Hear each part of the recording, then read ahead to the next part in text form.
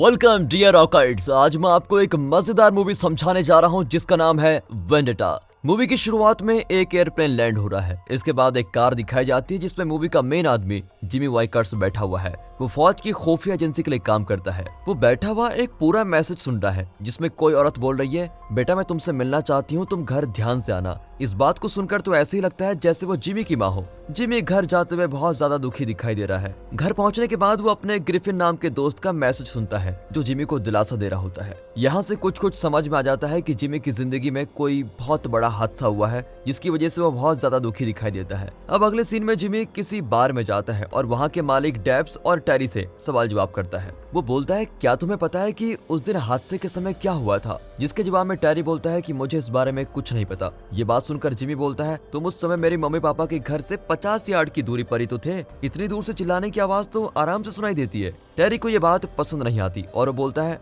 अगर तुम यहाँ कुछ गड़बड़ करने आए हो तो तुम पहले यहाँ से चले जाओ। अब जैसा कि जिमी दुखी होने के साथ साथ काफी गुस्से में भी है, इसलिए ये बात सुनकर जिमी टेरी की कॉलर पकड़ता है और उसकी खूब पिटाई करने लगता है। तभी डेब्स जिमी को रोकते हुए बोलती है, टेरी तुम्हें जो भी पता है वो सब कुछ इसको बता दो। अब टेरी बताता है कि हाँ, मैंने उस रात फायर ब्रिगेड को फोन किया था। वो आगे बोलता है कि मैंने रात को किसी गैंग के 4 लोगों को देखा था जो कि एक घर में घुसने की कोशिश कर रहे थे। टेरी साथ ही साथ बताता है कि उसने जिमी के पापा की चीख भी सुनी थी, लेकिन वो सभी चीजें खिड़की से देखता रहा क्योंकि वो खुद भी डरा हुआ था। अब जिमी एक जले हुए गैरेज में आता है। ये गैरेज पूरी तरह से एक जले हुए घर में है और लगता है इसी घर में जिमी की मम्मी पापा को मारा गया था। वो इधर उधर देखता है और उसको एक फोटो मिलती है। वो उस फोटो में अपने मम्मी पापा को देखकर और भी ज्यादा दुखी हो जाता है। अब हमें कुछ दिन पहले का सीन दिखा जाता है। जिमी की मम्मी पापा अपने उसी घर में हैं जिसमें उनको मारा गया था। जिमी की मम्मी जिमी के पापा जॉर्ज से बोलती है, हमारा बेटा आने वाला है, आप गार्डन की थोड़ी साफ सफाई कर दो। दोनों अपने बेटे के इंतजार में बैठे होते हैं और बहुत ही खुश भी हैं। इसलिए जॉर्ज बोलता है, जब मैं वापस आऊंगा तब गार्डन की सफाई कर दूंगा।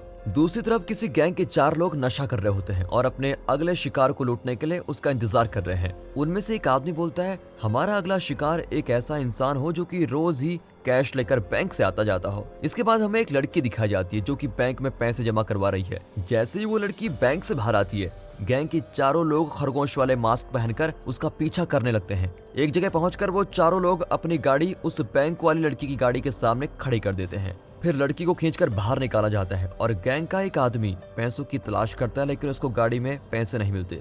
अचानक ही वहाँ से जॉर्ज गुजर रहा होता है और ये सब देखकर वो अपनी गाड़ी रोक देता है। गैंग के 4 लोग जॉर्ज से जाने को बोलते हैं और एक आदमी तो जॉर्ज के बेसबॉल बैट भी मार देता है, लेकिन अंकल जॉर्ज भी खतरनाक है। वो वापस उस बेसबॉल बैट को उस चोर पर मारते हैं। अब वो बाकी के चोरों का सामना करते हुए बोलते हैं, तुम लोग यहाँ से भाग जाओ वरना तुम्हारी भी पिटाई करूंगा। गैंग का एक आदमी चाकू दिखाकर जॉर्ज को डराने की कोशिश करता है, लेकिन तभी वहाँ पर पुलिस के आने की आवाज आती है। इसी वजह से वो चोर यहाँ से भाग जाते हैं। जल्दी वहाँ पुलिस भी आ जाती है। अपनी गवाही में जॉर्ज बोलता है, मैं तो बस उस आदमी को रोकने की कोशिश कर रहा था, मैं इसको मारना तो बिल्कुल भी नहीं चाहता था। लेकिन चीफ इंस्पेक्टर हॉलैंड जॉर्ज को ताना मारते बोलता है, अंकल जी आपको हीरो बनकर ये बैट चलाने से पहले थोड़ा सोच लेना चाहिए था। वो एक आदमी को मारने के लिए फिर जॉर्ज को गिरफ्तार करने का तय करता है।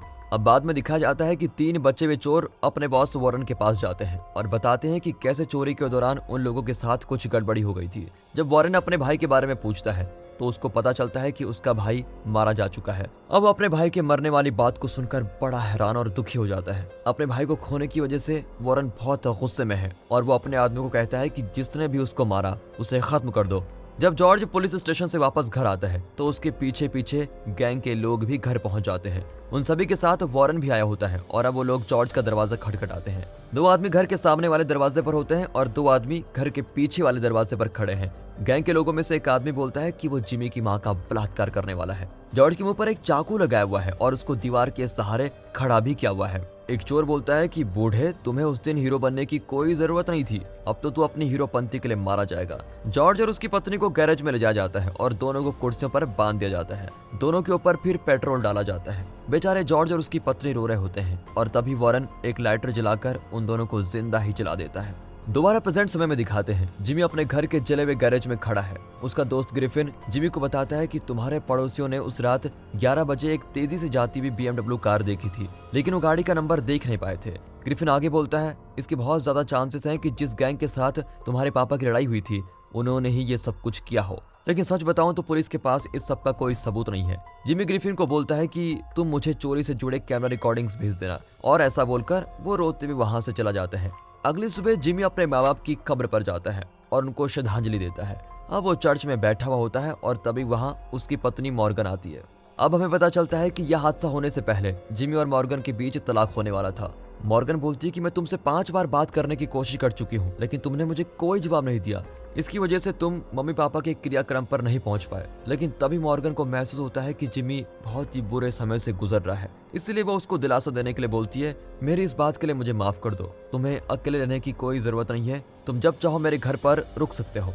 अगले दिन जिमी और ग्रिफिन मिलते हैं। ग्रिफिन बोलता है, जिस BMW कार के बारे में मैं तुमको बताने वाला था, वो कार वॉरेन नाम के एक आदमी की है। मैंने उसके बारे में पता लगाया और मुझे ये पता चला है कि वॉरेन उस आदमी का ही भाई है जिसको तुम्हारे पापा ने गलती से मार दिया था। अब वो जिमी को चोरी वाले दिन की कैमरा रिकॉर्डिंग्स देता है। अब रात के समय जब वॉरेन जिम के बाहर आता है तो कोई उसकी गाड़ी को पीछे से टक्कर मार देता है। वॉरेन अपनी गाड़ी से बाहर आता है और उसको टक्कर मारने वाली गाड़ी में जिमी मिलता है। अब वॉरेन जिमी को गलत बातें बोलने लगता है, यहाँ तक कि गाली भी देता है, लेकिन उसको ये नहीं पता कि वो गलत आदमी के साथ पंगा ले रहा है। जैसा कि जिमी फौज के लिए खुफिया एजेंट का काम करता है, इसीलिए वो बड़ी आसानी के साथ वॉरेन को मार सकता है और मारता भी है और फिर वो बेहोश हो जाता है। जब वॉरेन को होश आता है तो वो देखता है कि उसको कार की आगे वाली सीट के साथ बांधा हुआ है। जिमी वॉरेन की गाड़ी के ऊपर पेट्रोल डाल रहा होता है। अब जिमी बोलता है, क्या तुम्हें वो बूढ़ा आदमी और औरत याद है जिनको तुमने कुछ दिन पहले जिंदा जलाया था? ये बात सुनकर वॉरेन बिल्कुल भड़क जाता है और बोलता है, मैंने जो किया था वो बिल्कुल सही था। अपनी गलती से माफी मांगने की जगह वो जिमी को बोलता है, मैंने तेरी माँ को मारने से पहले उसकी इज्जत भी लूटी थी। अब अपनी भावनाओं को काबू करते हुए जिमी बोलता है, तुम मुझे अपने साथियों का नाम बता दो जिन्होंने ये सब कुछ किया था, इसके बदले में मैं तुम्हें जिंदा छोड़ दूंगा। जैसे ही वॉरेन बाकी लोगों का नाम बताता है, जिमी एक सिगरेट जलाता है और वॉरेन की गाड़ी में आग लग जाती है। बाद में जिमी अपनी पत्नी मॉर्गन के घर पर जाता है, लेकिन चोट लगने की वजह से वो ठीक से बात भी नहीं कर पाता। जब जिमी खड़ा होता है तो मॉर्गन को महसूस होता है कि जरूर कोई ना कोई तो गड़बड़ हुई है। तभी मॉर्गन का ध्यान शर्ट पर लगे खून पर जाता है और वो जिमी को अंदर ले जाकर उसके घाव को सिल देती है। वैसे तो दोनों एक दूसरे से तलाक लेने वाले थे, लेकिन इस हादसे की वजह से वो एक दूसरे के करीब आ जाते हैं। इसी वजह से जिमी आज रात मॉर्गन के घर पर रुक जाता है। अगले दिन वॉरेन के मर जाने की खबर सभी जगह फैल चुकी होती है, लेकिन सभी को पता चलता है कि वॉरेन गैर कानूनी काम करता था। जैसे ही वॉरेन के एक आदमी रॉब को इस बारे में पता चलता है तो वो और उसके और साथी कहीं पर जाते हैं। रॉब और लियोन वॉरेन के बिजनेस पार्टनर कैलेब के पास जाते हैं और उनको लग रहा है कि वॉरेन की मौत के पीछे कैलेब का ही हाथ है, क्योंकि कैलेब और वॉरेन के बीच पैसों के हिस्सों को लेकर थोड़े पंगे चल रहे थे। दोनों कैलेब का दरवाजा खोलते हैं और उसके ऊपर हमला ही कर देते हैं, लेकिन कैलेब बताता है कि उसको इस बारे में कुछ भी नहीं पता। कैलेब को उसकी गर्लफ्रेंड आकर बचाती है। तब कैलेब बोलता है, वॉरेन की मौत के पीछे मेरा कोई हाथ नहीं है और तुम लोग आज के बाद यहाँ दिखना भी मत। रात के समय ग्रिफिन जिमी से मिलता है और बोलता है, तुम्हें कानून को अपने हाथ में लेने की कोई जरूरत नहीं है। लेकिन ग्रिफिन बोलता है, घूसखोर पुलिस वाले ऐसे बदमाशों को कभी नहीं रोक पाएंगे। वो आगे बोलता है कि पुलिस वाले बस लोगों से गवाह इकट्ठा करते रह जाते हैं और गुनाह करने वाला इंसान पुलिस पर हंसता रहता है। अब ग्रिफिन एक जगह पर जाता है जहाँ उसको पता चलता है कि एक आदमी को कुछ चोर लूटने की कोशिश कर रहे थे और उन चोरों ने उस आदमी को जान से भी मार दिया है। ग्रिफिन को पुलिस की गलतियों का तब महसूस होता है जब चीफ हॉलैंड बड़ा बेशर्म बनते हुए बोलता है, इस आदमी को चोरों की बात मान लेनी चाहिए थी, फालतू में हीरो बनने की कोशिश कर रहा था। तभी ग्रिफिन बोलता है, ये बेचारा आदमी तो अपने काम को बचाने की कोशिश कर रहा था, अगर वो अपनी चीजों को लूटने देता तो वो अपना घर कैसे चलाता। इसके जवाब में हॉलैंड बोलता है, अरे तू इतना ना सोच, तू शांत हो जा। इस आदमी की पत्नी इंश्योरेंस के बहुत सारे पैसे लेगी और फिर ये सभी वापस से खुश हो जाएंगे। इस सब के दौरान जिमी अपना शिकार जारी रखता है। वो गैंग के अगले आदमी रियान को ढूंढ लेता है। जिमी रियान को खाली पड़ी एक जगह पे लेके जाता है और उसको एक कुर्सी पर बांध देता है और रियान का मुंह खुला रखने के लिए उसके मुंह में कुछ लगा भी देता है। जिमी को वो सभी तरीके पता है जिनसे वो किसी इंसान से बातें निकलवा सकता है, लेकिन वो उन्हीं तरीकों का इस्तेमाल अपना बदला लेने के लिए कर रहा होता है। वो रियान के मुंह में सीमेंट डालता है और दम घुटने की वजह से रियान की मौत हो जाती है। अगले दिन पुलिस को रियान की लाश मिलती है जो ऊपर से लेकर पेट तक सीमेंट से जमी हुई है। हॉलैंड को ये केस बहुत मजेदार लग रहा होता है। उसको लग रहा है कि अगर वो इस केस को सुलझा देगा तो उसको प्रमोशन मिल जाएगा। इसके बाद टेरी अपने बार की कैमरा रिकॉर्डिंग्स हॉलैंड को दिखाता है। रिकॉर्डिंग में साफ साफ दिख रहा है कि जिमी किसी बेहोश हुए आदमी को अपनी गाड़ी में डाल रहा था। वैसे डेब्स ने टेरी को बोला था कि तुम ये वीडियो किसी को मत दिखाना, लेकिन टेरी बोलता है, मैं नहीं चाहता हूँ कि जॉर्ज के घर की तरह मेरा घर भी पूरी तरह से जल जाए। अब पुलिस मॉर्गन से पूछताछ करने जाती है और मॉर्गन को झूठ बोलती है, नहीं, जिमी मेरे घर तो नहीं आया। बाद में जिमी किसी जगह कुछ खरीद रहा होता है और तभी उसको देखकर 2 पुलिस वाले उसका पीछा करने लगते हैं। जैसे ही वो जिमी को गिरफ्तार करने वाले होते हैं, अचानक ही वहाँ पर एक गाड़ी आ जाती है। 2 तगड़े तगड़े आदमी गाड़ी से बाहर आते हैं और पुलिस वालों को खूब मारते हैं, जिसकी वजह से जिमी को भागने का मौका मिल जाता है। तभी कर्नल लीच गाड़ी से बाहर आता है और उसको देखकर जिमी हैरान हो जाता है। जिमी फौज के लिए एक बहुत ही काम का आदमी है, इसलिए कर्नल लीच उसको खुद लेने के लिए आया हुआ है। लीच बोलता है, मैं तुम्हें 48 घंटे देता हूँ, जो भी तुमने रायता फैलाया तुम उसको जल्दी से जल्दी साफ कर दो और वापस हमारे साथ चलो। दूसरी तरफ ग्रिफिन अपने साथ काम करने वाले आदमी जोई के पास आया है। वो जोई को बोलता है कि दोस्त तुम इस केस पर ज्यादा ध्यान मत दो। ये बात सुनकर जोई को कुछ गड़बड़ महसूस होती है और वो बोलता है, क्या तुम जानते हो कि इन लोगों की जान किसने ली है? ग्रिफिन बोलता है कि ये सब मेरा दोस्त जिमी कर रहा है। इन गैंग के लोगों ने उसके माँ बाप को बहुत बुरी तरीके से मार डाला था, इसीलिए वो बदला लेना चाहता है। जोई के हिसाब से जिमी बदला लेने के लिए पागल हो चुका है, लेकिन ग्रिफिन बोलता है कि अगर ऐसी बात है तो हॉलैंड भी पागल हो चुका है। वो इस केस पर इसलिए ध्यान दे रहा है ताकि वो प्रमोशन पा सके। और दोस्त मैं सच बताऊं, अगर हॉलैंड को प्रमोशन मिल गई तो वो पुलिस की बहुत बड़ी बदनामी करवाएगा। वो इंसान बहुत ही ज्यादा लालची आदमी है। अब जिमी वापस से अपना बदला लेने के लिए पहुंच चुका है और अब की बार तो उसको किसी बात का डर भी नहीं है, क्योंकि आर्मी उसके साथ है। ऐसा होने से उसको कोई पकड़ भी नहीं सकता।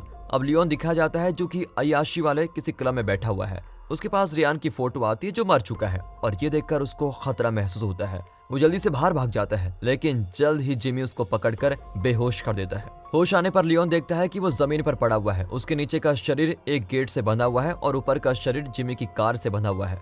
लियोन बोलता है कि तुम मेरे साथ ऐसा क्यों कर रहे हो? मैंने तो तुम्हारा कुछ भी नहीं बिगाड़ा।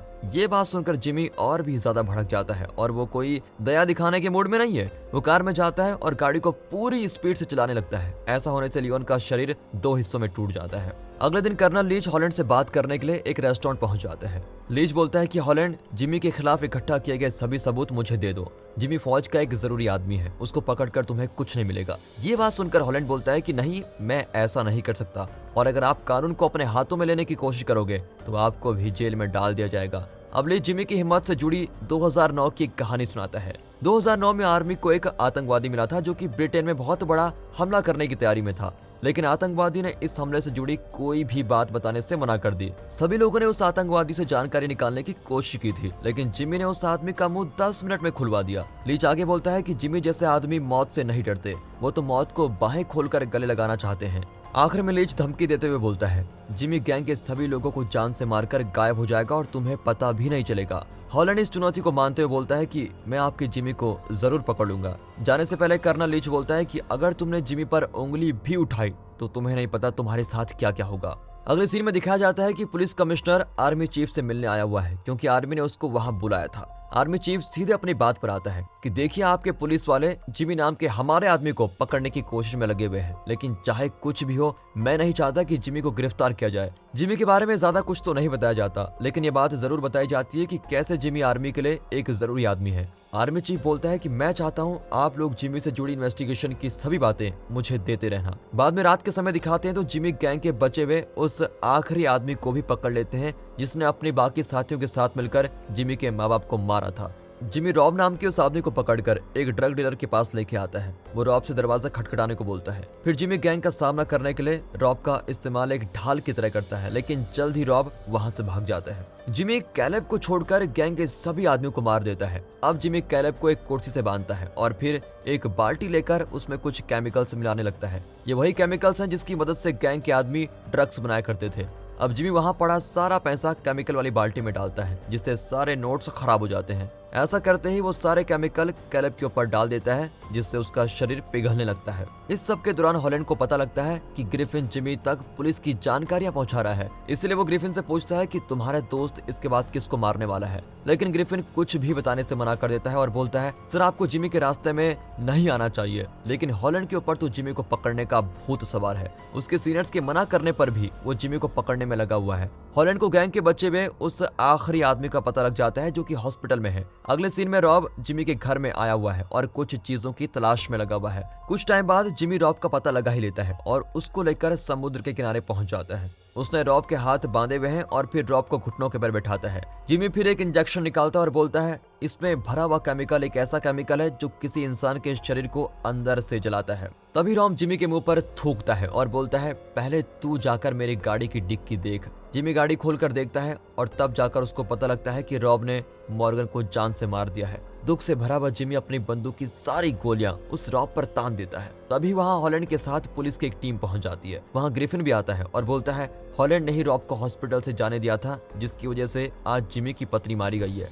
हॉलैंड जवाब में बोलता है कि मैंने रॉब को इसलिए जाने दिया ताकि मैं जिमी को पकड़ सकूं, लेकिन मुझे नहीं पता था कि वो जिमी की पत्नी को मारने के चक्कर में है। हॉलैंड की सच्चाई देखते हुए स्वाट टीम का कैप्टन जोए अपनी टीम से बंदूक नीचे करने को बोलता है और ये देखकर हॉलैंड हैरान हो जाता है। वो जिमी को वहां से जाने देते हैं, लेकिन हॉलैंड अकेले ही जिमी को रोकने की कोशिश करता है और आखिर में जिमी हॉलैंड के मुंह पर एक जबरदस्त मुक्का मारता है और फिर वहां से चला जाता है। अब अगले सीन में किसी लड़की को दिखाया जाता है जो कि बाहर कचरा फेंकने आई हुई है। तभी 2 अजनबी आदमी वहां आते हैं और लड़की को पकड़ लेते हैं। बेचारी लड़की मदद के लिए बहुत चिल्लाती है। तभी वहां पर जिमी आता है। दोनों बदमाश आदमी जिमी को जाने के लिए बोलते हैं और तभी जिमी की शैतानी स्माइल के साथ स्क्रीन खाली हो जाती है। और इसी के साथ दोस्तों ये मूवी यहाँ पर खत्म होती है। दोस्तों अगर वीडियो अच्छी लगी हो, मूवी अच्छी लगी हो, एक्सप्लेनेशन अच्छा लगा हो, वीडियो को लाइक कीजिए और चैनल को सब्सक्राइब अभी कर दे। बाकी मिलते हैं अगली वीडियो में, तब तक के लिए गुड बाय, अपना ख्याल रखिएगा and finally thanks for watching.